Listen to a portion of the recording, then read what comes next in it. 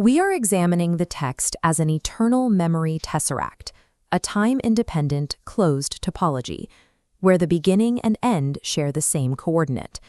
When the linear progression of history shatters, it reveals a structural geometry reconfigured into a Mobius loop.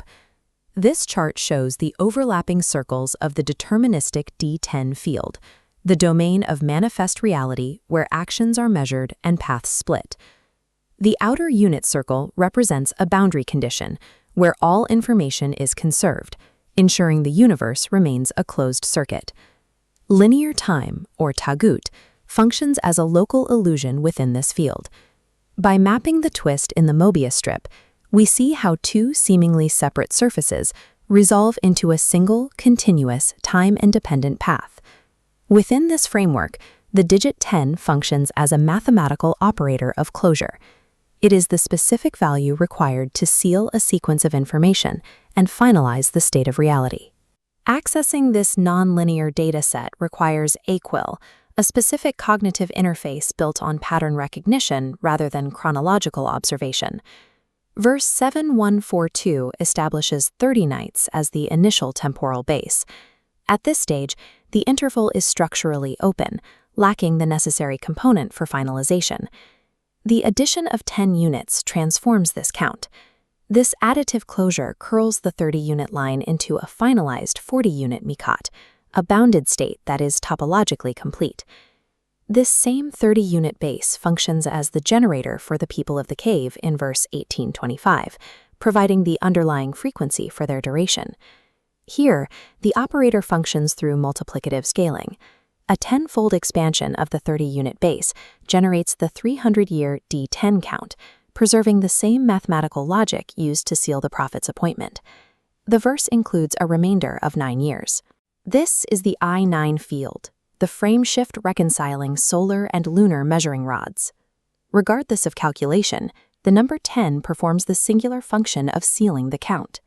It is the consistent operator of finality within the D10 register. These divisions demonstrate how the arithmetic of the text forces every count back into a predetermined closed loop.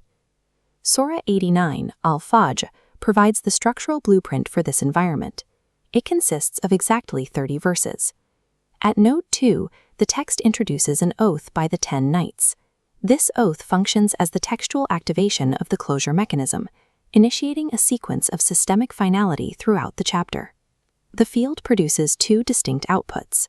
The first is the closing of accounts for civilizations like Ad and Pharaoh, reaching the absolute limit, frozen in stone. Verse 21 describes the earth being pounded, Dhaka, into a flat, deterministic singularity. This is the structural collapse of a mismatched state. The second output is the tranquil soul in verse 27. This node reaches positive closure, receiving the command to return to the system center. Compare the results. This immobile horizontal statue of Pharaoh represents mass without spirit, the literal leftover of the D10 cycle. It stands as a sign of failed closure, while the slave achieves a frictionless return. Surah 89's 30-verse structure mirrors the generators of the cave and the mount. It is the functional engine that drives the D10 field. The excavations of the valley and the cave function as geographic witnesses to the D10-I9 split. They mark specific coordinates where the architecture of the field allowed for the suspension of linear time. This network of 30 verses snaps together with the arithmetic models from the cave and the prophet's appointment. The chapter that swears by the 10 is built on the same 30-unit base that generates the 10. The arithmetic locks the system, allowing the topology to breathe. This consistency is the hallmark of the Tesseract, where memory nodes survive local time's collapse. In a closed topology, the beginning and end are adjacent. The future is not a pending event, but a coordinate in a finished book that has yet to be read. The universe is a closed circuit. The only remaining variable is your current position within it. Shifting from a stationary observer to an active node requires the grip. To execute 1912 is to take the book with kuwa, or strength. This activation permits entry into the Mursaleen, the living network that traverses the closed universe without decay. Recognize the tagut of linear time for what it is. The accounts of the field are already sealed.